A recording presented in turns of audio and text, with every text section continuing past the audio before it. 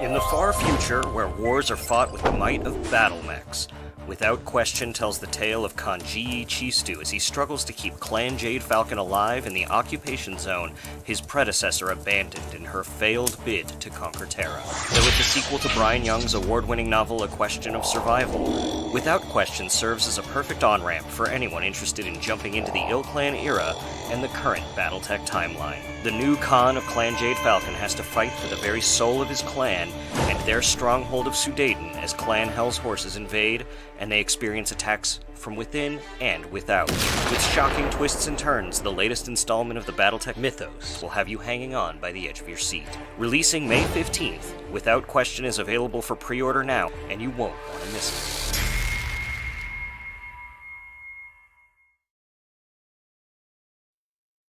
Hey everyone, welcome to another Tuesday Newsday. Excited to have you guys here in chat. We've already got 93 people in chat. Tyler, you are a hot commodity. I'll take it. Just stop. You gotta stop saying it. I'm bad with compliments. That was a really fun commercial. We're going to start playing those each week and uploading them to YouTube as well. Thank you so much, Brian Young, for making that for us. He's going to be doing a bunch of commercials for us coming up, so there's a lot to come. So thank you so much for that. Without Question is available for pre-order. We'll play the commercial again at the end of the episode. But hi everyone, I'm Rem. I'm the Community and Marketing Director for Catalyst Game Labs.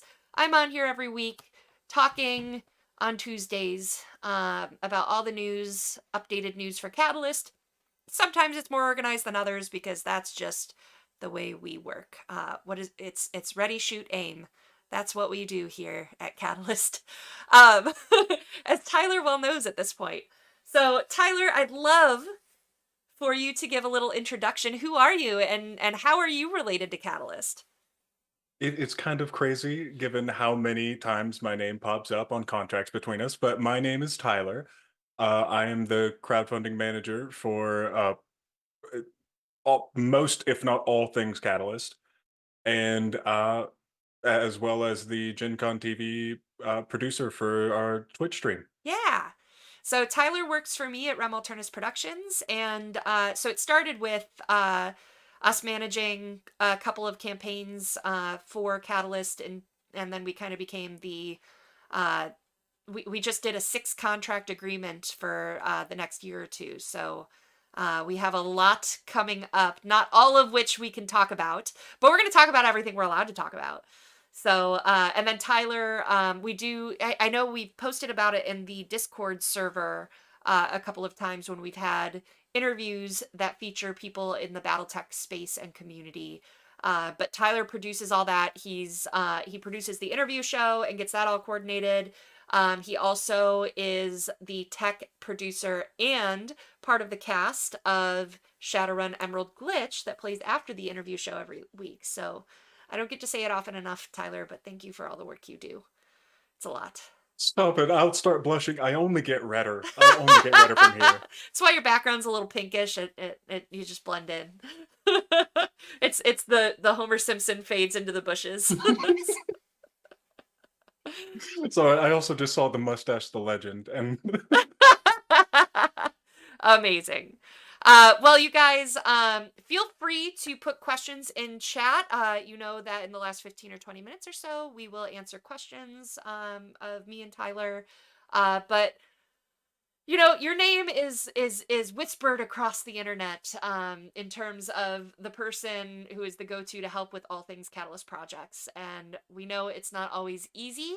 It's a lot of behind the scenes and a lot of thankless work. So I wanted to get you front and center with people to meet you and talk about some of the work and challenges and experience that you've had with working on these Kickstarters. So let's do that. A couple of announcements before we get started. Let's see what I've got. So last night was the premiere of the new Shadowrun actual play, World of Shadows, on 6 Sides of Gaming. The link is in the description, so you can head over and watch it there. Each episode is only about an hour long, and they're going to be Monday nights at, I guess, 8:30 p.m. Eastern. So that was a lot of fun. Great cast and great community and chat. There will also be a prize every single week. At minimum, we will be giving away an executive edition of Shadowrun's 6th World Core Rulebook, and that's the leatherette, the what I like to call the synth leather, fake leather version with the gold foil on it. So it's the fancy version. So every episode will have that as a giveaway. There were only 10 entries last night, so your shots are pretty good to win. Additionally, I know Foam Brain Games is one of the sponsors for the show, so they might be throwing in some things for dice trays and dice and stuff like that. So tune in and win. Yeah, Turbo, this is not Jason. I said only expect Jason if I was allowed to announce something. I'm not allowed to announce it yet. Maybe next week. Day by day, day by day. Tyler's part of that conversation too, so. But what else do we have? We have Jennifer Brozek's Kickstarter is ending this Thursday. So that's the Dear Penpal Belgium 1980 Kickstarter. So you can get 24 letters in the mail over the course of a year and have something to look forward to in your mailbox. And Jennifer has written for both Shadowrun and Battletech. So great person to follow. Holostreets creator Vector Tridens has another week left on their aerial combat minis game. That takes place on hex maps. It's system agnostic, so that you can skin it for whatever game that you'd like. But it was designed by Shadowrun demo agents for riggers. So that's the inspiration, but not the limit to what you can do. That Kickstarter is also in the description.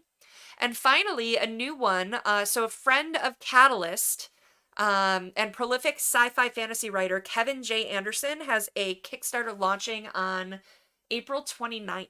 So that's in 6 days? 6 days. If you don't know Kevin J. Anderson's name, he has written for Twilight Zone, X-Files, Star Wars, Dune. He's one of the screenwriter consultants for the movies. He's done so much. He has written over 180 books. And this Kickstarter is a collection of his earliest works that are, including like his first writing from when he was like 8 years old on like pink paper. So you should check it out. The backer kit pre-launch page is in the description. The other thing I have for you guys is, and I got this 3 minutes before go live time, was a little update on Leviathans. We're gonna still look through everything for a backer update, but here's the quote. I've been told the tabletop simulator will be done this week, so the update should have a link to it. So when we do get that update out, we should have a tabletop simulator link for you. Man, I can't talk today. Yesterday I was manic and I got so much done, and today I'm recovering from that. All right. Constant cycle. It's a constant cycle for sure. So, Tyler, I want to talk to you. I'm going to bring up my screen here so I can look at your pretty face. All right. So, how did you, this is so weird because I like know so many of your answers now, but some of them I won't, because you are way deeper into it than I am at this point. So, what was your first project working for Catalyst? The first one that I was able to actually build from bottom up was Overlords in Training. Nice. We had done some earlier work back before I was as involved as I am now with Mercenaries. But both me and Bree, who's also on the Rem team, were just, running through messages at hundreds of them. But the first thing that I ever got to really work on, especially with Randall and Kenyon, was absolutely Overlords in Training, which was such a great introductory kind of into Catalyst. Awesome. Yeah, it's I know it's always a little hard because Kickstarters are such a cycle. And so you came when we were already fulfilling Edge Zone. And then I can't remember if there was anything. We had taken over cleanup of Sprawl Ops. So you've had to kind of adopt that. So you kind of got the end of the story for some of these instead of being there for the whole journey. So getting to see one from start to finish isn't as common. And a couple of these also, because you have so much work on your plate with Mercenaries, are being migrated off your plate. We have a couple of Kickstarters actually we'll talk about coming this summer. And because they're going to be fairly big ones, we didn't want Tyler to have to manage two big projects that were going at the same time, because that's just mean. Please so. no. But I want to kind of talk through some of the challenges, and we'll kind of take the projects one by one leading up to where we are now. Because there's a whole behind the scenes side to Kickstarter's crowdfunding fulfillment that people don't get to see, and it's, yeah, I'm excited to weigh in on some of this too. So for Edge Zone. Yes. So there's some story. We're gonna leave names out of this, but we had some frustrations with previous fulfillment in Kickstarters, so we tried to go with a new company. Some companies have a great sales pitch, and that's it. So we had some challenges. Do you care to tell some of the stories of the challenges of fulfillment with Edge Zone? And keep in mind, if I have to stop myself, it's because I'm trying my best not to say the name, because it only gets funnier from that. It was just with going through Edge Zone, it was a constant several week battle to get any requests in, to get any to actually get the order forms in. It would be bringing up one thing, getting that fixed, and then coming back to that same email thread, 3 days later, suddenly you see a message pop in and they need, three other things from you. You go ahead and fulfill that the same day, and then it's just a couple weeks later, and suddenly it's not even just one simple request anymore. It's a whole list. It was so frustrating to have, like, it was so much back and forth where it's like, all you have to do is this, and then we do the thing, and then they'd be like, cool, now fix it by doing this and this and this and adjusting this and also this and also this and this. And it was so much back and forth that we would get on a call with them and be like, this is it, right? Like, there were even times we'd be so frustrated, we'd bring Lauren in and Lauren would be like, this is it, right? And then, like, Nothing else. still weeks and weeks and weeks would go by of fixes and updates. I don't know if our contact just didn't know the system that well, didn't know what to ask for. And that was just for US alone. International was that was a whole other ordeal. The international, I think, from my perspective, because I wasn't as deep into it as you. So from my perspective, it was... You don't have to brag. From my perspective, it was the hubs. We had a contact in China that was facilitating all the hubs, and what they would do, at least for Canada, I can't remember if this was for all of them. No, I remember. Okay, so for Canada alone, it was, hey, here's an outstanding invoice for last week. You need to pay it, and we're going to stop all work until you pay it. So we'd have to pay it immediately, and it would take a day or two to process. So then they would get 2 days of work done for the end of the week, and then the new week would start and be like, here is last week's invoice. So we had, like, they would work on it for 2 days a week because of the red tape. It was so infuriating. Gosh. Tell about Australia. Oh, are you talking about the hundreds of packages or however many that ended up just disappearing into thin air. Is that Uh-huh. what you're referring to? Uh-huh. Oh yeah, no, it's just a cool little magic trick that they Yeah. pulled. It's fine though. So we have so many stories, guys. So Australia was the shipment to the hub. We were already done with this company. And so we wanted to work with a previous partner that was better. And so we asked them to intercept the shipment. So they go to intercept the shipment, and this initial company's like, "What shipment? Sorry, what?" Like, it was so infuriating. Gosh, not to mention we were told that they'd help us get through customs for Europe. They had our pallets, but because they weren't customs approved and no one was helping us facilitate Just that, locked up. it just locked up. So stuff was just sitting in inventory or sitting over there in the warehouse that they wouldn't touch. So finally, months later, we were like, we can't do it anymore. We're just going to fulfill from our original in country, domestic shipper is going to send, and which creates other issues because of that. And it was just a nightmare. So that one was a fun one. Oh. And our best story, we forgot our best story. I knew. There are actually two of them about the packages themselves. Go ahead, Tyler. You share the gold. I believe it was on a refulfillment. Am I right? No. This was on initial fulfillment of Edge Zone. We have a backer who, instead of getting their, I think they had the first pledge up, from the base tier, and instead of receiving, just their core game and all their bonuses, instead of that, they received a full package of Quest peanut butter cups.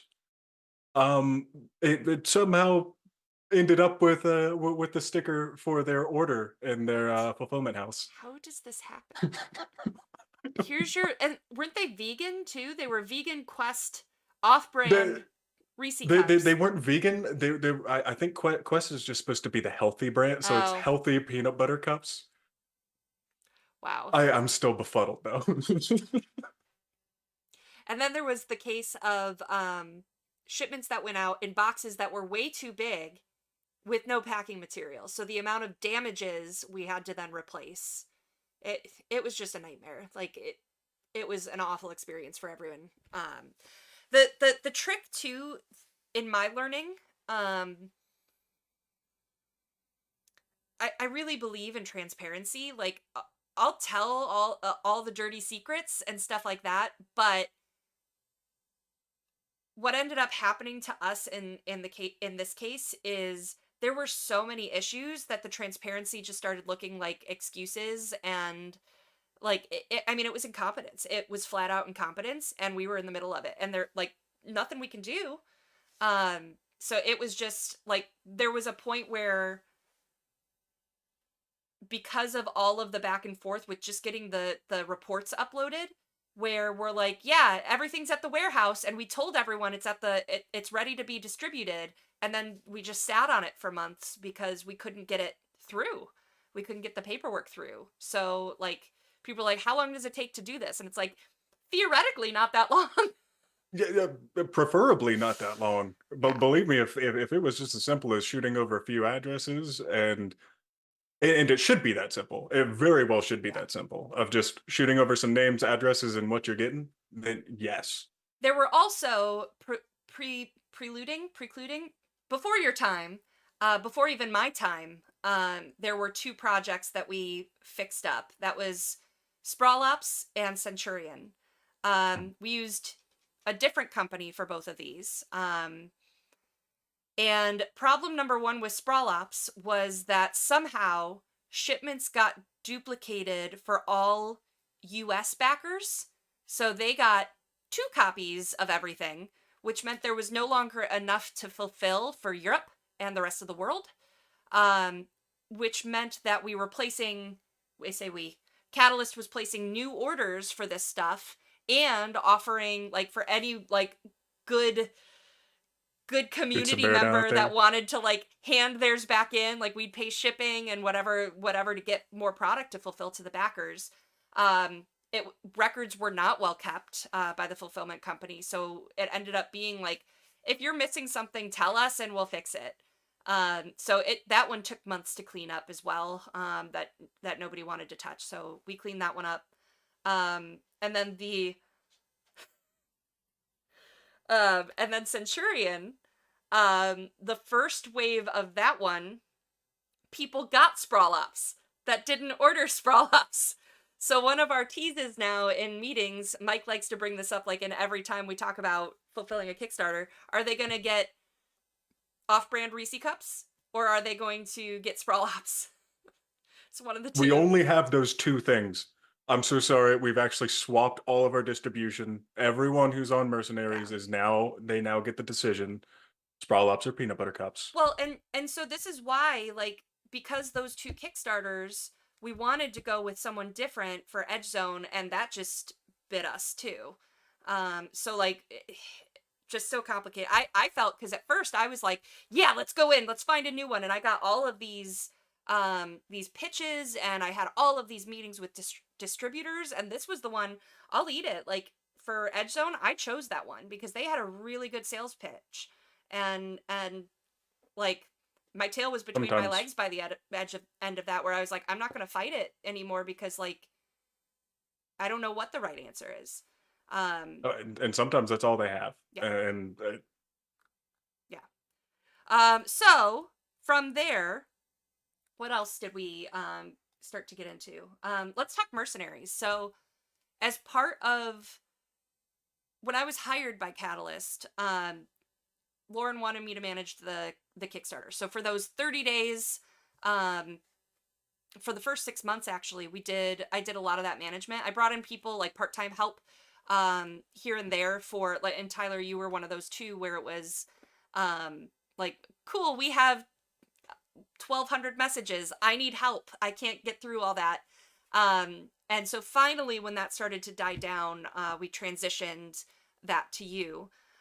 Mercenaries has been just... Dear Catalyst, please no more 400 SKU Kickstarters. Please stop adding fun little giveaways. Like, yes, it's great for the community, but, like, it's so hard on the back end to get it all in there, to get the dimensions for everything, to get SKUs assigned, to get the exports done and sorted in a way that's helpful. I not just weight, but also dimensional weight. Yeah. You know, you got to keep both of those. I remember you saying, we were on a meeting where you had to download one of the files, and the file's so big, we were on for like 15 minutes, you're like, it's still loading. I'm still trying to open it.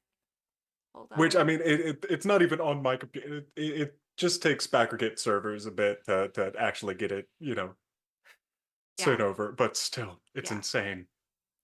So, I want to talk a little bit about Mercenaries now. How you feeling, buddy? Having a great time. have you put in enough experience to level up in your Excel capabilities? I'd like to think so. I'd like to think so. Although I do have I gotta be honest, I have a folder in my email that is just delightful backers who I've been able to help and send me just the sweetest messages. And I probably open that up 10 to 12 times a day just to go over, read one, and just, all right, I'm doing okay. I'm doing okay. It's a hard job. It's behind the scenes. There's so much pressure. And I think one of the things too is if there's one thing, you know, to ask the backers for is keep in mind, like, Catalyst is not managing it. Tyler is managing it.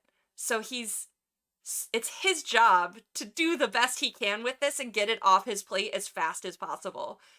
So a lot of the frustration and concerns and stuff like that, totally understand, like, valid to have them, but keep in mind you're talking to a real person that's behind the scenes there, and that's our poor Tyler. But tell us a little bit about what you have been sifting through since we pulled all the initial shipping back. What are some of the, like, we found the Savannah's thing, which Right, by the which was way, Lauren said that was about 13% savings across all backers, for the people that had that. So that's a pretty steep average there. But what have you found anything else that's been an anomaly that you've had to go back and forth with? recently, which I was able to actually tackle today. There was the backers who were in the tip jar that for some reason were receiving in our initial run, for some reason ended up getting shipping charges. But I was able to go ahead and get that tackled today. That should be sorted out in backer kit, so the next export that I pull shouldn't include that. Mm-hmm. And making sure to spot check as many as possible along the way without holding up too many things. Um, Going into backer kit and sorting out this whole mess of SKUs has been a lot of back and forth with QML. We're not supposed to be. I figured that we can probably use them, Yeah, given we've that talked about they're QML. They're our partner for this one. We mhm. just don't want And to bash the previous. no, that's fair. Well, At least, just to talk up QML, they've been fantastic. They've been very transparent with us as far as everything that they need. And I've been going through BackerKit, getting all the correct SKUs routed to where they need to be. So in the first one, they were just manually done, but now they should be automatically on export. Save us a good bit of time. Save them a lot of heartache. good. Um, Yeah, there's other yeah. been so much, like, they've been very patient with, like, I know I've gotten on a couple of those calls and I've been like, all right, I found some anomalies and I want an explanation. Why is this one going up? Why is this one going down? Why is this one so much bigger than this? Things like that. They've been very patient as we've worked through all of that. Um, Sorry, I have a bunch of notes here and I can't remember what I've already said here. So, now I know Tyler, one of the things you've done, Tyler, is you've even like had me get on with you as well and look at things where you're like, okay, I figured out most of this, but here's some where it's like it seems like shipping is really high. So let's look at this together and things like that. So Tyler's spot checking, like he's worn like different hats as he's looked at the data and tried to find like, okay, in this scenario, like who has shipping? Let me try to find who has shipping that's like half the cost of their entire order, and why would that be? So we found some that are like shipping to we found one or two that were shipping to Israel. Well, Yes. with the issues that are happening out there in the world right now, that's why. So it wasn't that the data in that case was wrong. It was that, hey, the world sucks right now, and that's why. Any other tidbits that you can let us peek behind the curtain and get some, what did you find, or how have you sorted the data, or like any other info? I I don't believe so. We've been doing our best to me, Lauren, and yourself have all been trying to figure out exactly what we can do to make sure that we stand by all of the backers, Mm. whether that be the old heads that love this property and have gotten thousands of dollars worth of stuff, and also the people who are just now finding out about it Yeah. and have gotten these smaller orders that may not be as efficient as some of the larger orders, but we are still trying to do our best to stand by them and and make sure that nobody is left with a bad taste in their mouth. Yeah. One of the things that I talked to Lauren before we hopped on because he knew I was going to be talking to you, and was like, hey, here's some extra info or stats that you can give. A couple of things from Lauren to the community specifically is Tyler and I have been given a budget where, like, even once shipping costs come out, like, we cannot look at 25,000 orders, one at a time. QML can't do that. We can't do that. There could still be anomalies that we haven't found. But he has given us a budget to try to lessen that lift on an individual. So we're able to kind of make that call if we get someone that points something out. Additionally, for not only do we have that budget, which will help international backers in particular, is kind of what I'm earmarking that for. Yes, it can help US as well, but he also is willing to do, my notes suck, to do a gift code to the online store. We know that shipping is hard for international. That's why I'm like, this could be an alternative for domestic. But we could, instead of fixing those prices, or like if you think something's a little high, we could give you like a discount code or a discount cost on your future orders from the online store. So it could be like, hey, I can save you, I'm gonna make up numbers here, but I can save you $50 off shipping today, or I can give you $200 on the online store. What do you want to do? So he's given us like the ability to up that.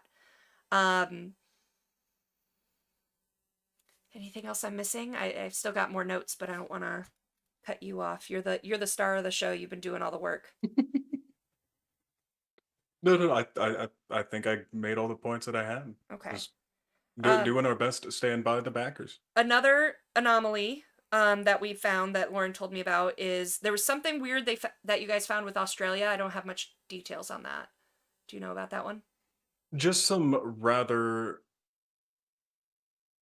I believe that was just some higher shipping charges that came through on a handful of orders. Okay. But that I believe that was fixed by QML's Yeah. last pass through. Yeah, he said it was fixed. And it was something that was an error in the data.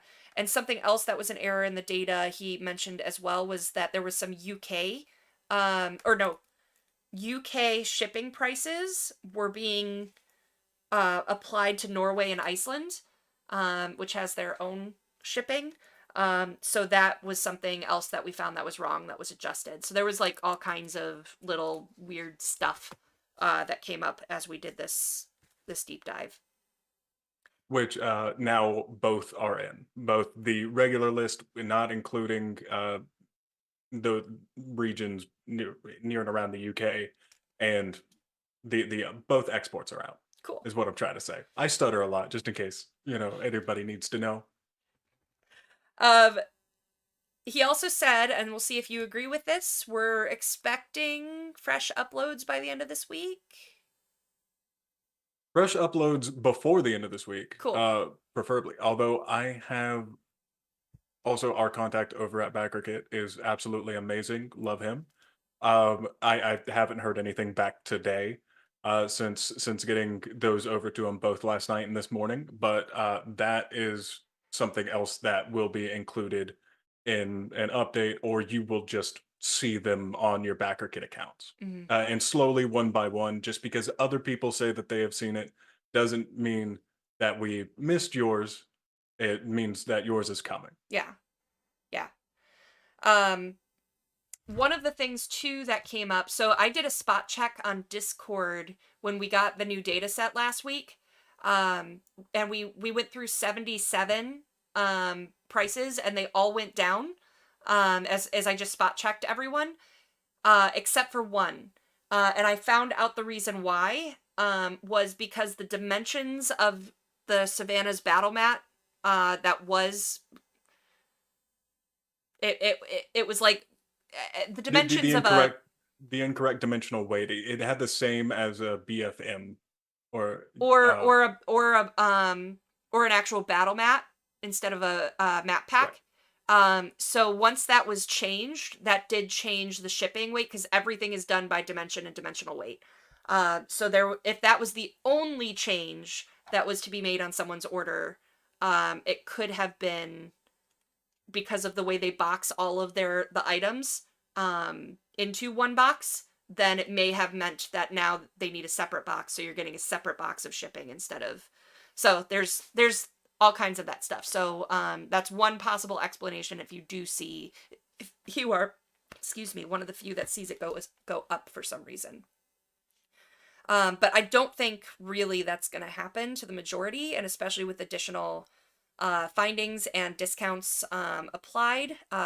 Catalyst did some additional discount spending, so Lauren did take some weight off that for everyone. But expect uploads by the end of the week. At this point, QML's goal is to be shipping by the end of May or early June. So as of right now, that is still an achievable goal. The majority of merch has made it to the hubs. So all plastic and rules are there. It's just some of the ancillary stuff like dice and patches and stuff like that that we're still waiting on to arrive to be ready to fulfill. So far, everything is on track. Thanks, Tyler. Thanks for everything you do. Thanks for... It's no problem. Thanks to you and CJ for getting through several hundred messages after the shipping happened last week and or 2 weeks ago. A lot of that is CJ. So much of this has just been spreadsheet work and going on deep dives and orders. CJ has been saving my life. CJ, for those who don't know, is our new customer support person that's been helping get those numbers down that we've been talking about for a couple months now for support tickets. So anytime you email store@catalystgamelabs.com, that goes to him. And he's been helping get those down. So we started, when CJ started, there were like 1,900 that were past due, and we're down to, I think, at the 600s, and he's gotten some of the harder ones to solve, so it's a little slower to fix on some of those, but thank you, shout out to CJ. All right, so let's talk about upcoming projects, Tyler. Absolutely. I'm going to let you lead on that just because I need to make sure that I don't accidentally bring up something I'm not supposed to. We have 3 we're allowed to talk about. So I think in order of operations would be Snoop Cereals, which is get in the game. So Snoop Dogg and Master P, we have a contract with them, if you haven't heard. And they're producing a board game based off of Snoop's Cereal contract. So it's like cute little basketball game, cartoon figures, and that's being skinned for a card game. So any details you have on that for us, Tyler? Other than the art, and I was able to take a look at the rules, and I took a look at the art, even went ahead and uploaded it for myself in TTS, not public, sorry. But after playing around with it and all the tiles with the cute little artwork, I absolutely love it. And it's a little bit more involved than what I thought, but it's still like a beautiful little simple game. Mm-hmm. And also, I'm falling in love with each iteration of this artwork as it keeps on getting more refined. I think y'all will all love it. I'm gonna go look real quick while you're gushing about for the pins, because we do have a backer kit link for it. There's not much info in there yet, as we're still getting art and assets and building the story and everything. Catalyst. See if it's pinned over there, or shoot it to me if you have it, Tyler, and we'll put it in chat. Ah, I found it. Haha. Oh, perfect. Visit site. Copy. Boopity boop. There's the Snoop Cereals one. So the next one we have to talk about is Runefire. Right. Okay. Runefire, I actually don't have that much information on currently, but from what I'm hearing, it's been really fun to play through all the play testing. Mm-hmm. It's moving remarkably fast, to the point that like it's gonna be ready to go before we're ready to launch it on Kickstarter, because we've set some boundaries about we need 3 months notice to launch a Kickstarter. So like it is April 23rd, so there's no more like end of May. No. That's not what we're gonna do here to our Let's staff. just load up all 6 of the Kickstarters and launch them all at once concurrently. Let's just, So that one's coming. Probably our guess right now is August or September for Runefire. Um, there's not much art assets that we've been given yet. Like the game is mostly developed and in approvals and stuff like that. That's been moving fast. And then once the system and all the choices and everything are made, then I'm sure we're just gonna get like a dump of art assets. So it's gonna be a lot when that comes. So you'll be we'll have to talk and see when the dates kind of drop.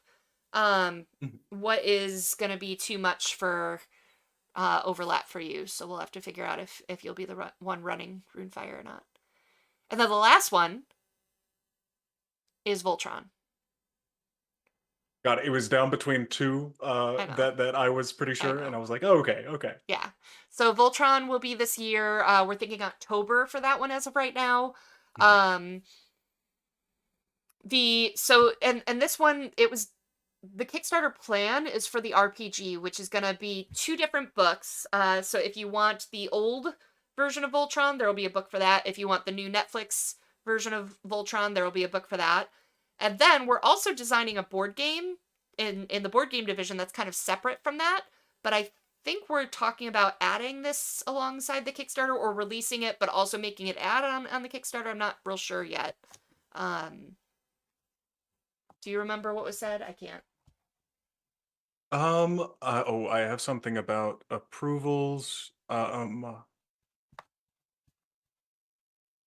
no, I think it may have been like specialized game pieces. It's still very much in the air. But maybe some, exclusives for folks who really dive deep into Voltron. Cool. So that's the game plan for what's coming. We haven't gotten a ton of assets to start building these out yet. But we've got our work cut out for us, Tyler.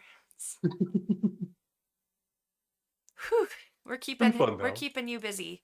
It is nice to, and one of the things that like I've been trying to focus on too is like when this stuff comes up with Mercenaries, like we've said before that Mercenaries sucks all the oxygen out of the room. So I know you've been putting a ton of time into those, which means less time for the other Kickstarters, but I've been trying to throw you a little more support, whether that's CJ or someone else in terms of staying caught up with some of this stuff. So, yeah. No, and with how much time it takes up, I am so incredibly grateful for that support. Good. I could only say thank you for everyone who's helping out. Aw.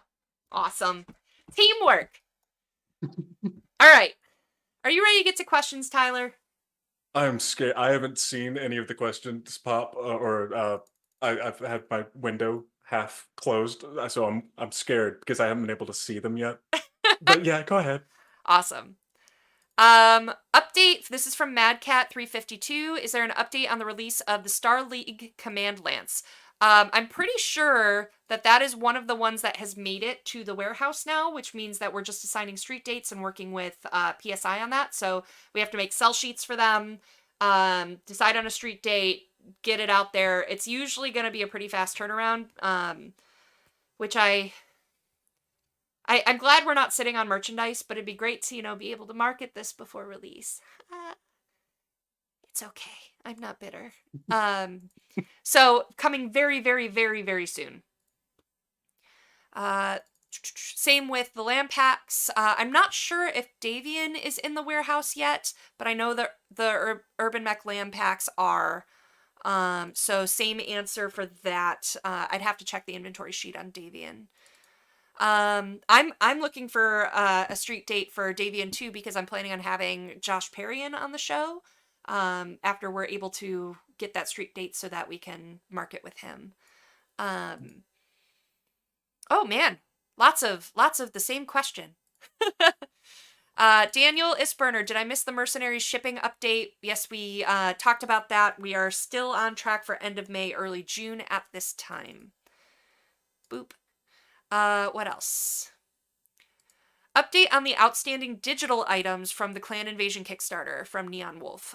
So I have a new, because Tyler is drowning in Kickstarters, I do have a new hire who is going to be working on Clan Invasion, which means sorting through the custom character stuff and getting a list of everything that's still outstanding, including any dice credits that haven't been applied, things like that. He just started last week, so I let him have the first week to get his feet under him, so we'll be working on that this week. I have been very pushy in meetings recently about like, hey guys, Den of Wolves, like seriously, we need to move on this. And I believe we did talk about it at KerinskyCon, and I believe that Lauren's gonna be filling in what he's done so far with Michael, because they're co-writing it, Michael Stackpole, and Michael's gonna finish it. So I know that like it is being moved forward, but apparently there are some issues with I think the storyline or something like that makes it very complicated, and you have to think about the repercussions of the future and everything else that comes with that. So they're trying to like work on that together. Let's see.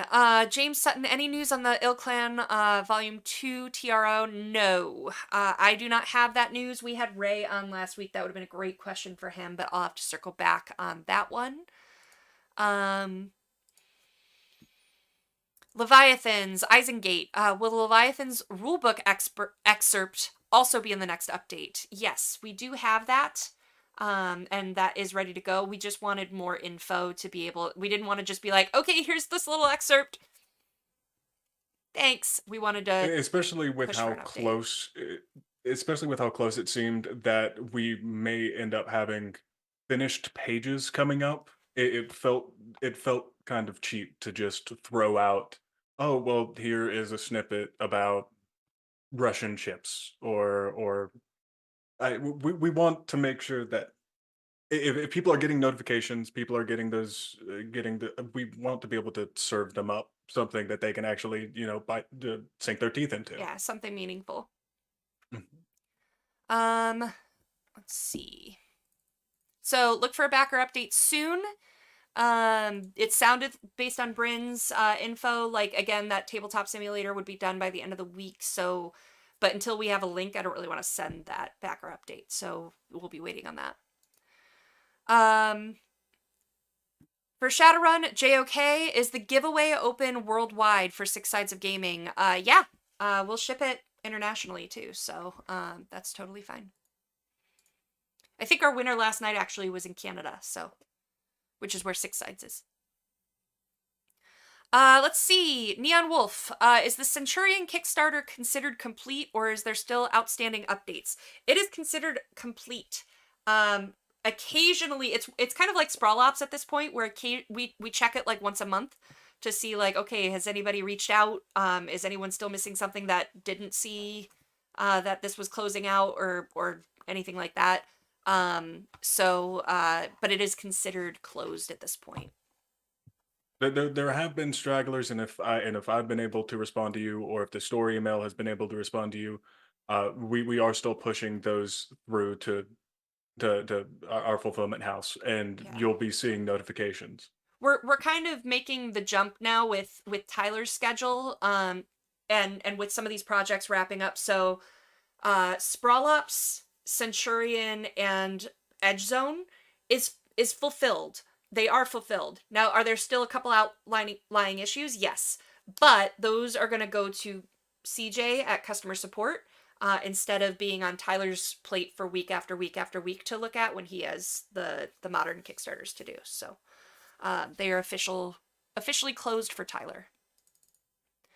Let's see. From Phoenix Risen, how are the Kickstarter stretch goal rewards determined? Are these just extras or things already in the works that get a little nudge? Both. My experience with the Mercenaries stretch goals was we had enough planned for like 2.5 million or something like that, and that was it. So I had to drive to Adepticon last year because Randall and Lauren were stuck on stream. And every 5 minutes they were off of stream, be like, we need stretch goals, give us more. Which is why, if you remember, there was a gap between when we were able to announce, like, we were breaking stretch goals that, like, we announced retroactively. So some of those were brand new ideas, like the cookbook. There were others that were already, like, Somerset Strikers was like 75% done. And so, like, I remember, like, huddling in the hallway with Randall, Lauren, Ray, and maybe a couple of other people. And they were like, should we do Somerset? Should we push to finish that? Can we push to finish that? Because one of the challenges with a Kickstarter this big, everything for minis except Somerset Strikers was already designed because they wanted to be able to fulfill this in a year. If we add more force packs, if we add more designs, that slows the entire timeline down and pushes it out. So they had to be very careful about those choices. But a lot of the stuff, the dice were within the last 48 hours of the Kickstarter. That was a decision made. No comment. Is there a chance that the regional distributors that you use for the Mercenaries Kickstarter could in the future also distribute regular CGL store items? Not necessarily. Now, this is kind of a two-part answer. Some of these agencies are just fulfillment. They don't do warehousing, so there's nowhere to store product when it's done. Warehousing fees are very expensive. That is a piece of it. And I know that I don't know who we are looking at in each of the regions, but since Gen Con, we have a part-time salesperson that has worked with PSI for years and knows the industry, knows international fulfillment. He's Canadian. And he's been working to move this forward with and for us. But there is a lot of red tape. We need, I don't even know what the official words are for it, but it's like we need to register for VAT, like as a VAT entity. And there is lots of paperwork for that and lots of back and forth. I know last week, our accountant actually reached out to me and was like, hey, please, pretty please, can you, like, get me a list of all backers for the UK because they want to know what kind of volume we're looking at. Well, it was an urgent request to get that done because you're always pushing with the governments as you're working with this for timelines and deadlines and stuff like that. So I know it's taking longer than any of us would like, but it is moving and there is a sense of urgency to it. But we're following each of the red tape items that we have. Let's see. Neon Wolf, any plans to post text summaries of Tuesday Newsday on any of the social media channels for folks that don't have time or desire to watch a live stream? I would love to. Honestly, what I need is a producer for the show, because right now it's just me running tech and doing this. I did pull CJ in to do the video edits and the timestamps for me, but he has customer service stuff to do. So we just don't have time or capacity for someone to go, like, transcribe notes and do all the things after the fact. So I would love to, but at this time we do not have the spell slots for it. So yes, in the future, but I don't know when. Brian Young, how much of a struggle is the Canon character spreadsheet?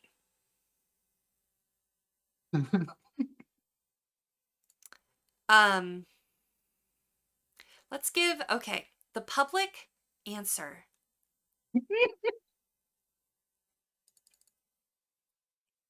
There were the best of intentions. There was the poorest of execution. There are so many spreadsheets, and it was massive. I mean, thousands. And not only were there just thousands of backers, then there were thousands in the Pledge Manager, which the Pledge Manager CrowdOx was bought by BackerKit, so no longer exists. So I have to ask for that kind of stuff. In addition to that, So we have a Kickstarter list, we have the backer kit list, we have the well-intentioned and terrible idea of the Google survey, which asked way too many questions and gave way too much. It gave way too too much superfluous data to actually be able to parse through Like, whatsoever. People wrote us their own novels as backstories, like in terms of, and it's just to implement that in the constraints that we have is too hard.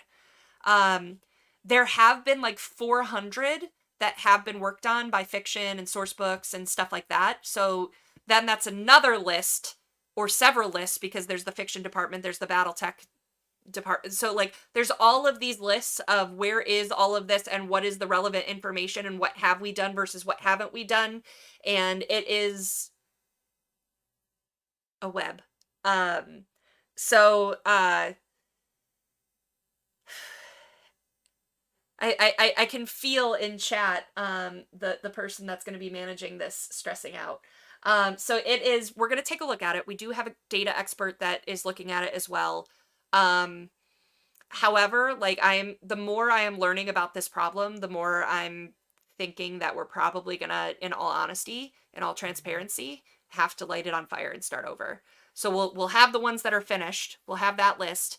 And then we'll probably have to do like a separate Google survey that has all the questions and send that out, just so it's all in one place. And this is the record of file. But I'm not quite ready to pull the plug on everything that we have yet, until we get a final review.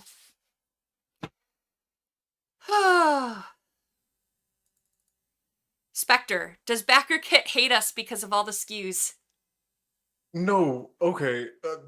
Our contact is such an amazing person, and I probably he may hate me a little bit. I'm not completely sure, but I at least a dozen times a day I'm shooting off another email to him about a completely unrelated to the last message email that is just, oh, I need to break your entire system for like the next 2 hours. Is that okay? Can we do that? And he's always just like, yeah, no, have at it. Yeah, one of the examples for you guys is I know the anxiety of seeing those shipping prices in there for everyone, and I knew it was going to take time for the whole QML, like to get a re-export and re-quote and then spot check and everything that goes with that. So we asked them to zero that out, zero those shipping costs out. And that took hours of his time. And I felt awful asking for that, but I was like, this is the anxiety of 25,000 people. I think we need to do it. And he's just been so patient with us. Tyler might hate us for all the SKUs, but No, it's fine. It's all good. We were able to work through it. You asked me that a week ago, and yes. Jose Suarez says, I paid the shipping in full for the regimental. When will I see a refund for the overcharges? We're looking for after those get re-estimated, or rather, they have already been re-estimated. Whenever those hit your account, whatever is left over for those who aren't, some people aren't going to be, if they didn't have an initial one in the last set, then in this upcoming one, you still will not have that for about another week or so, because we have a fresh export, including all of the people who filled out their addresses late or later than our initial export over to QML. We will be getting those within the next week following this upload. But for any amount that was over, we will be refunding those.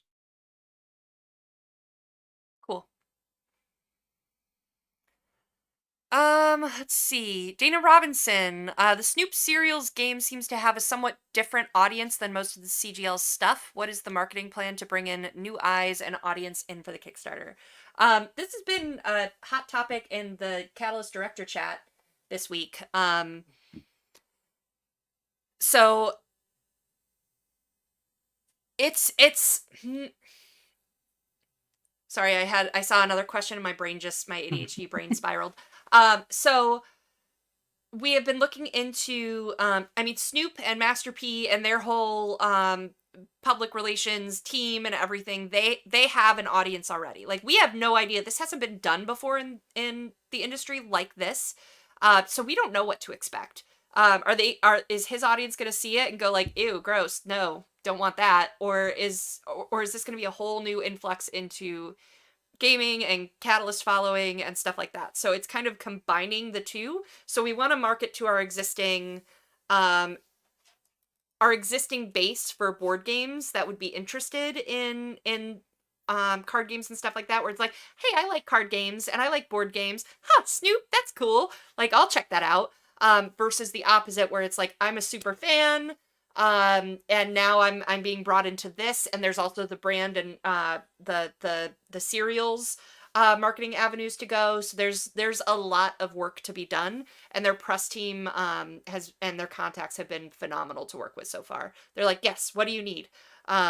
So it's been pretty great. I'm excited to see what this does, because this is really a test, and it could lead to a whole lot more. Good question. I know we're at time here, and there's still some more questions. Oh my goodness, there's just so much. But I think we are going to have to call it. If you do have additional questions, Tyler, maybe we can do this again in a few weeks or something like that to bring you back and get more questions answered. Once we have more answers, we all have more answers because of shipping being determined. So thank you guys. Absolutely. Thank you, viewers, so much for joining us. Thank you, Tyler, for taking time out of your day. You have to, because you work for me and I told you to, to come talk to us. Love you. It's okay. I do like being on streams. It's okay. Yeah. Tyler does a great job for the interview show. Whenever I can't be on, he runs and plays hosts. So follow Tyler, become a fan. I'm a super fan of Tyler. And we're going to play that without question commercial one more time before we go. But we'll see you next week on Tuesday Newsday. Bye, guys.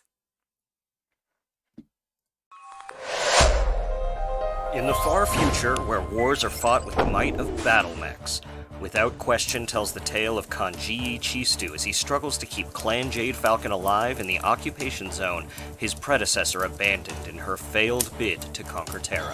Though it's a sequel to Brian Young's award-winning novel A Question of Survival, Without Question serves as a perfect on-ramp for anyone interested in jumping into the Ill Clan era and the current Battletech timeline. The new Khan of Clan Jade Falcon has to fight for the very soul of his clan and their stronghold of Sudaden as Clan Hell's horses invade, and they experience attacks from within and without. With shocking twists and turns, the latest installment of the Battletech mythos will have you hanging on by the edge of your seat. Releasing May 15th, Without Question is available for pre-order now, and you won't want to miss it.